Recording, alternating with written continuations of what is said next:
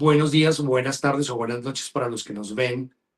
Hoy vamos a tener vamos a meditar sobre la palabra misericordia y quiero desafiarlos o invitarlos a prestar mucha atención a este tema porque yo siento que este tema es muy para usted, porque lo es para mí. Me siento como si estuviera al otro lado porque, porque creo que esto es lo que uno requiere entender en nuestra vida para, para estar más agradecidos y para tener esperanza. Eh, Actualmente que se nos habla tanto de la salud mental y no porque antes no hubiese problemas de salud mental, sino porque antes tal vez no eran tan evidentes o no era tan notorio o no se hablaba de esto o la gente sencillamente apaleaba las situaciones de otra manera y las sufrían de otra manera, pero cada vez se vuelve mucho más importante fijarnos en nuestra salud mental. Y creo que la salud mental parte de la buena salud espiritual.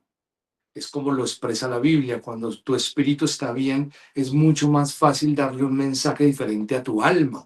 Y entonces en tu alma, donde están las emociones y donde está el intelecto y donde está tu voluntad, entonces es mucho más fácil contarle algo de esperanza al alma. Y por eso leemos varias veces en los salmos como David le decía, alma mía, ¿por qué te abates? Y uno diría, David está como loco, ¿no? Hablando con él mismo, hablando con su propia alma, y uno entiende lo que estaba haciendo David al día de hoy, cómo David le daba mensajes a su alma y le decía, alma, no estés triste porque vas a volver a alabar a Dios. Y dice, ¿cómo habla, no? Como uno dice, yo me decía a mí mismo, mí mismo. Pues mí mismo lo decía David, ¿no? David decía, alma mía, bendice a Dios porque aún has de alabarle. Pero David estaba viviendo momentos difíciles y no era que se estaba duplicando en otra persona. No, David simplemente sabía que no podía perder el ánimo y tenía que hablarle a su alma y decirle, alma mía, por favor, no te vas a batir, porque aún en medio de esa circunstancia volveremos a ver la bendición de Dios. Y es mi mensaje para usted el día de hoy. Si tu alma está abatida, no tienes por qué abatirte, volverás a ver la misericordia de Dios en la situación en la que estás pasando. La vas a volver a ver. Dicho esto, hoy vamos a hablar de misericordia. Y la misericordia, esta palabra es una de las palabras más lindas, junto con la gracia, diría yo, y de las palabras más lindas que, al menos para mí en el español, misericordia. Y misericordia la hemos dividido, nuestro tema dice misericordis ia, y como alguien decía, tendrá que ver con la inteligencia artificial. No, eh, podríamos implementarle algo de inteligencia artificial a este estudio, claro que sí, pero es misericordis ia porque así está dividida la palabra etimológicamente. Su raíz es miser, es la primera, y curiosamente, miser significa desdichado, miserable. Eso significa la primera raíz de o una persona necesitada. Cuando hablamos de misericordia, entonces estamos hablando de alguien que está necesitado, alguien que es miserable o alguien que está en un proceso de desdicha o en una situación de desdicha. Y cordis o simplemente cor es corazón. Entonces ya tenemos dos raíces. Tenemos la parte de desdicha o de necesidad y está la parte del corazón. Y está IA, que es una cualidad o una actitud. ¿No? Y le voy a leer lo que puede ser literalmente este significado. Dice, tener el corazón con los desdichados o la virtud de poner el corazón en la miseria ajena. Dice, reflejando una compasión activa. Es decir, que cuando el Señor ha tenido misericordia de nosotros, es que Dios ha puesto su corazón con nuestra desdicha. O que Dios ha puesto el corazón en nuestra miseria. Y eso es absolutamente fantástico. Pensar que en medio de nuestra desdicha, Dios pone su corazón. Dios pone su corazón para bendecir, para cuidar, para proteger, para guardar. Y por eso decía que este mensaje es para usted y es para mí, porque no sé qué situación estés viviendo, pero en medio de tu necesidad, en medio de tu desdicha, Dios pone su corazón con aquel que está necesitado. Dios pone su corazón con aquel que está pasándola mal. Dios pone su corazón con aquel que se está sintiendo miserable. Dios pone su corazón y eso significa misericordia. Cuando decimos Dios ten misericordia, lo que estamos diciendo es Dios pon tu corazón en medio de mi desdicha. Y Dios le pone el corazón y Dios pone su alma y Dios pone todo su ser en medio de nuestra situación difícil, en medio de lo que no entendemos, en medio de lo que nosotros podemos estar sufriendo. Aunque a veces sintamos que el cielo ha guardado silencio, puede que el cielo guarde silencio, pero el corazón de Dios está con nuestra desdicha y está con nuestra necesidad. El corazón de Dios está allí y no hay otra manera, ¿no? Y ese desglose, entonces, el miser hace referencia a la persona que está, como le decía, desdichada, que está pobre o que sufre, ¿no? Y Dios pone su corazón en aquel que está sufriendo, con aquel que está en desdicha. Y Dios entonces siente profundamente lo que a cada uno de nosotros nos pasa. Y es bueno saberlo porque en momentos difíciles sentimos como si Dios se hubiese olvidado. Sentimos como si Dios no está ahí. Y entonces tenemos que entenderlo y decir, Dios sí está. Y Dios ha puesto el corazón con el desdichado. Y es diferente a lo que es la lástima. Es diferente a todo lo que puede ser eh, eh, simplemente un asunto asistencialista, ¿no? Que el asistencialismo tiene que ver con simplemente suplir una necesidad sin cambiar el origen de las cosas, sin cambiar la raíz profunda de las cosas. Pero Dios pone su corazón en cada uno de nosotros. Y empiezo entonces con Romanos 5:8. Romanos 5:8 nos muestra la misericordia y la primera gran misericordia que Dios puede tener con nosotros, o la más profunda que puede tener con nosotros, y es la puerta de entrada a todas las misericordias de Dios. Romanos 5:8 dice, en cambio, Dios nos demostró su amor en que Cristo murió por nosotros, aun cuando éramos pecadores.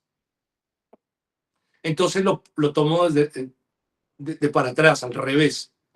Termina diciendo que nosotros éramos pecadores. Entonces, si yo era pecador, necesitaba perdón. Era una persona en desdicha, era una persona miserable, era una persona sucia, era una persona profundamente necesitada. Y Dios mostró su amor entregando a su Hijo por nosotros. Es decir, puso su corazón, puso su vida, puso su integridad, puso su propia vida por mí. Y por eso algunos pasajes dicen, si Dios entregó a su Hijo por ti, ¿por qué no crees que te puede dar también otras cosas? Si Dios entregó su vida, por tu necesidad, por tu desdicha, por tu estado miserable, ¿por qué no crees que puede hacer algo nuevo en eso que estás viviendo actualmente? Y es un mensaje también para mí. Si Dios entregó su vida por mí, Albino, ¿por qué Dios no hará también algo nuevo en aquello que estás orando, en aquello que estás viviendo, en la circunstancia que tiene abatida tu alma? Y ahora entiendo entonces por qué David decía, alma mía, no puedes abatirte, porque Él está contigo. Él puso el corazón en medio de nuestra necesidad, de nuestra desdicha, de esto que estamos viviendo. Dios está ahí. Y Dios muestra su amor para con nosotros, en que aún siendo nosotros pecadores, Cristo murió por nosotros. Y por eso le digo, ese es el culmen y la puerta de entrada. Si ya hizo eso el Señor, de entregar a su Hijo, ¿por qué no tener fe, esperanza y certeza de que está ocupado y siente profundamente lo que nosotros vivimos y que puede hacer algo nuevo en nosotros? Hay una historia muy bonita en Lucas 18 que la hemos compartido varias veces y la vamos a ver hoy muy rápidamente, hablando de la misericordia y hablando de lo que no es misericordia también, y hablando de lo que el mundo nos puede dar, pero el mundo no es lo que nosotros necesitamos, ni necesitamos que el mundo nos dé. ¿No? Y con esto no estoy haciendo para nada una crítica y una apología a no asociarse con nada ni con nadie y a ser un apático del ser humano. No, no, no. No estoy hablando de eso. Estoy hablando de un asunto de dependencia, del único que puede suplirnos. Porque en medio del mundo Dios va a poner instrumentos de bendición para nuestras vidas. Y siempre lo puede hacer así. Y si no lo hace contigo, pues lo va a hacer con los demás, pero va a cumplir tus oraciones y va a cumplir aquellas peticiones especiales, ¿no? Yo a veces molesto y digo que yo le pedía al Señor, siendo adolescente, yo le pedía al Señor eh, buenos hijos para mis papás, ¿sí? Yo pedía que mis papás tuvieran buenos hijos. Y entonces vinieron mis hermanas y vino mi hermano menor. Entonces fue la respuesta de Dios. En vez de yo convertirme en un buen hijo, Dios se encargó de crear unos nuevos. Dijo, tú quieres buenos hijos para tus papás, pues te voy a dar unos hermanos y cumple el propósito de Dios en unos hermanos. Y puede sonar cómico y puede sonar facilista, dice, porque más bien no te vuelves buen hijo, Albino, ¿sí? En vez de estar pidiendo eso. Pero creo que Dios incluso complementó mucho más esa oración de dar buenos hijos y de dar la bendición de tener hijos que honren.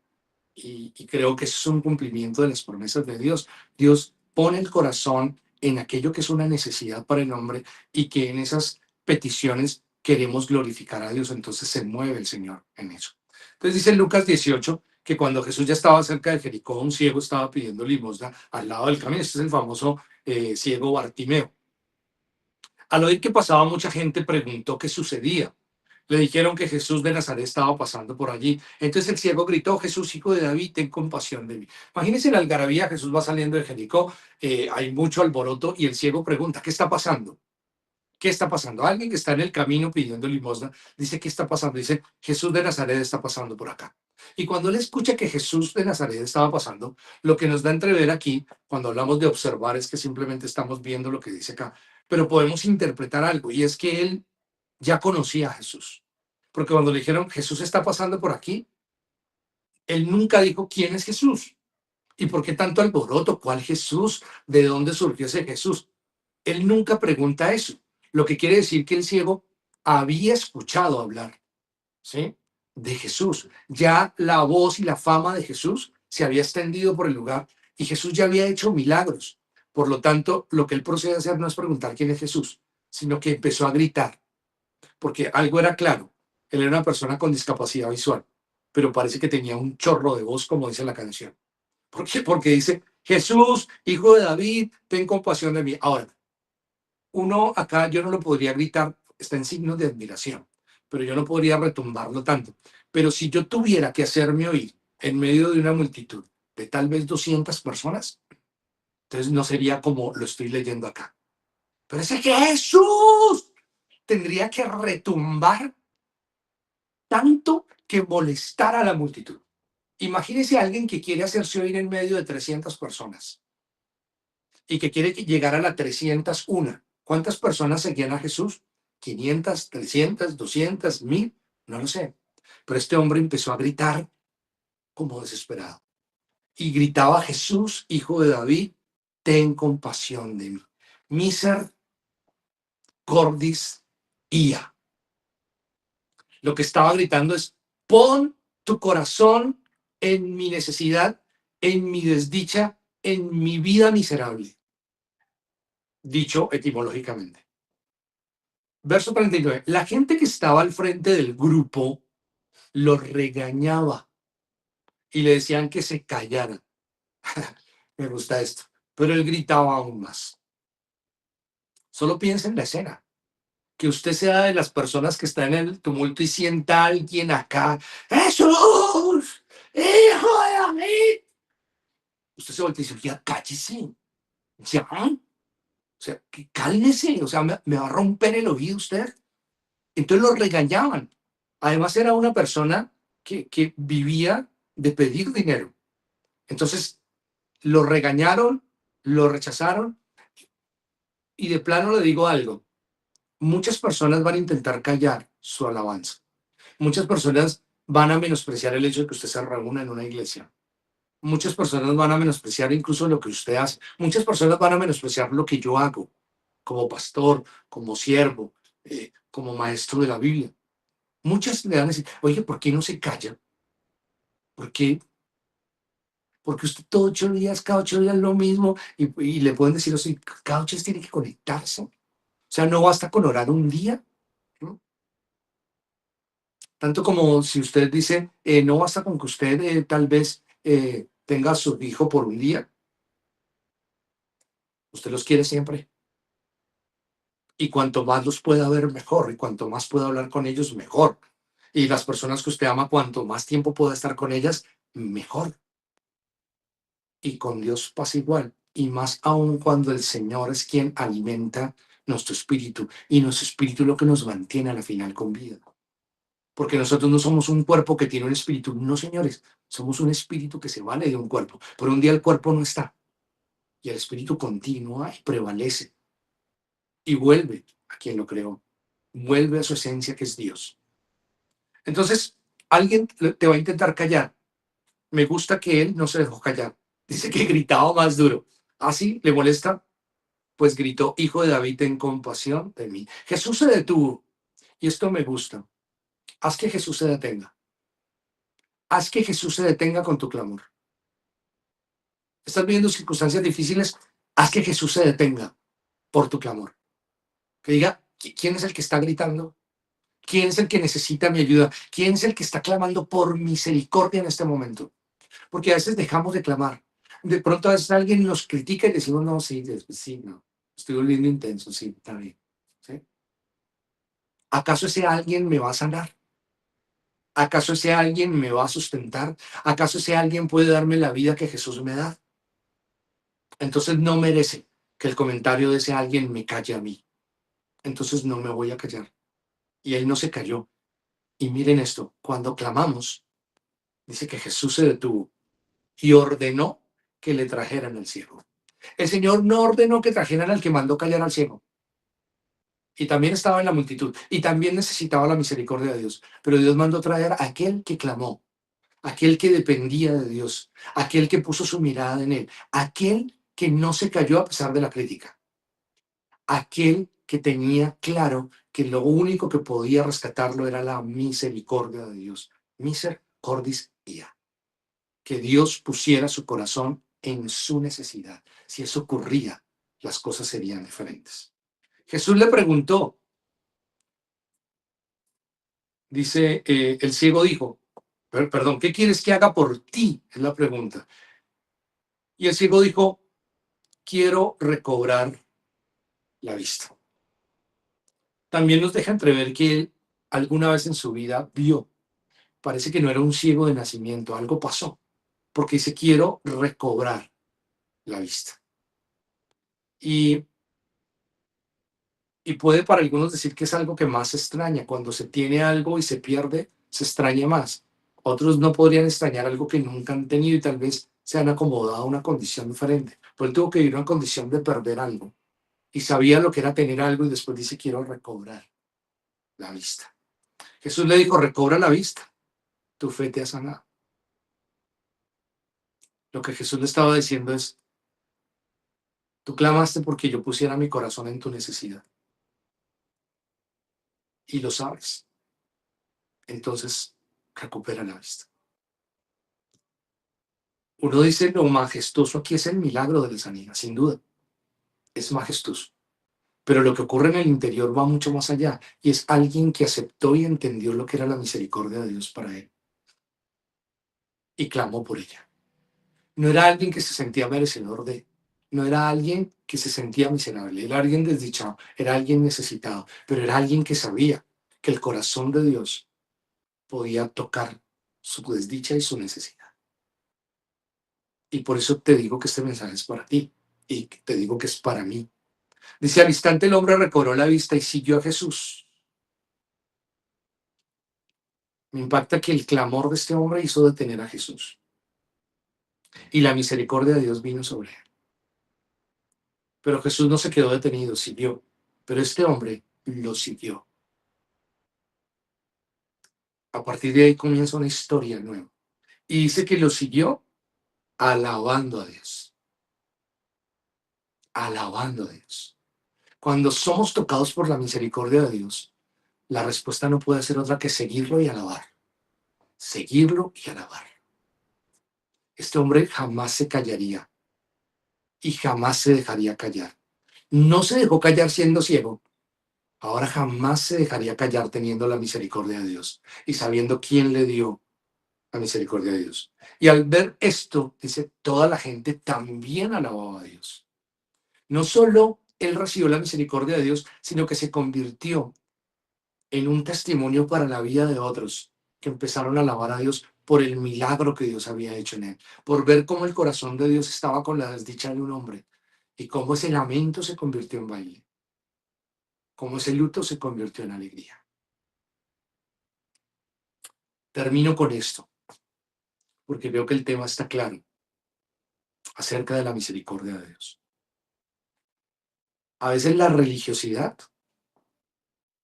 que tenemos nosotros es como la gente que critica y dice cállese. La religión nos manda a callar, la religión nos manda a hacer una cantidad de cosas que Dios no nos manda a hacer. La religión quiere hacer las cosas a su manera, cállese. ¿Mm? ¿Qué es eso estar orando? ¿Qué es eso? No, no, eso no es suficiente. Eso hay que hacer otra cosa. Eso hay que meterle otras cositas para que conteste la oración. Y esa es la religiosidad de muchos, que quieren hacer muchas cosas. ¿No? Quieren hacer muchas cosas.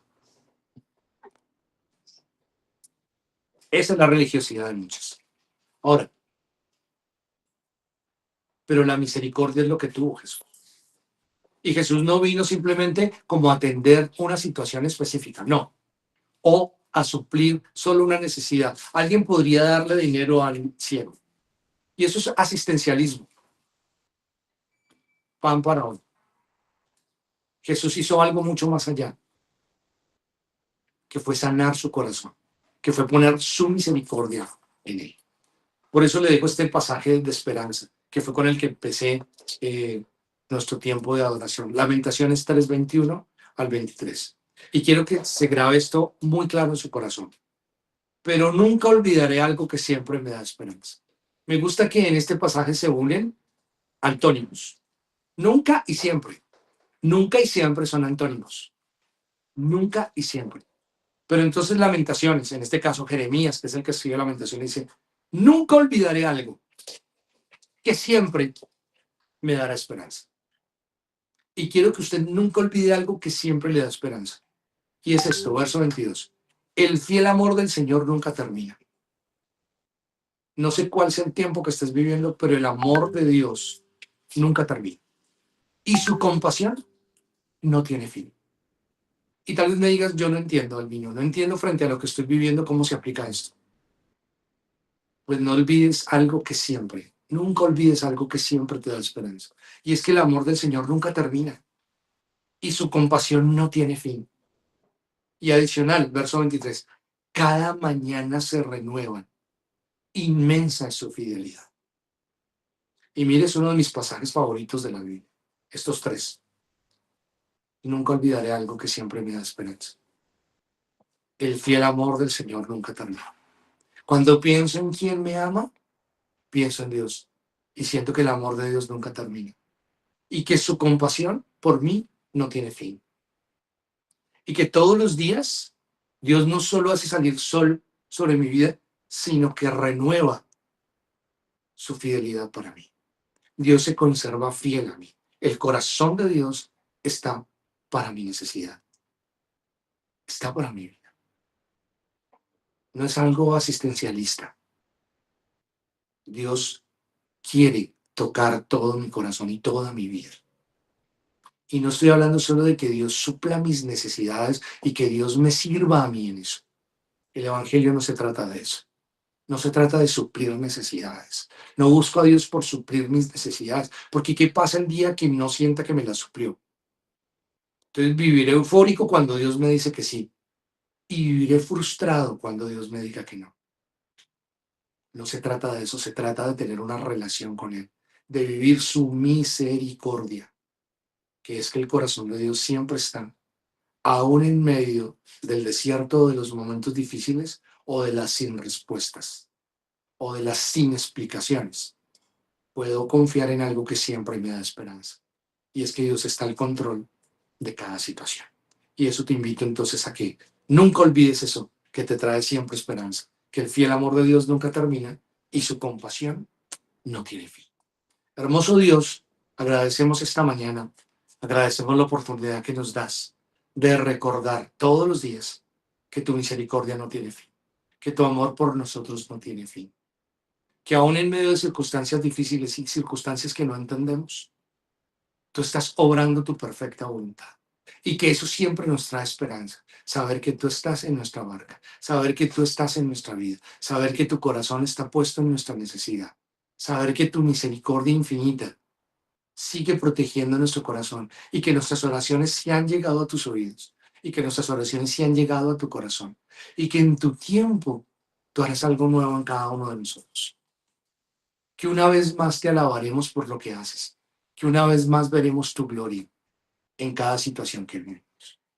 Espíritu Santo, gracias por esta mañana. Gracias por bendecir la vida de cada persona que oye este mensaje.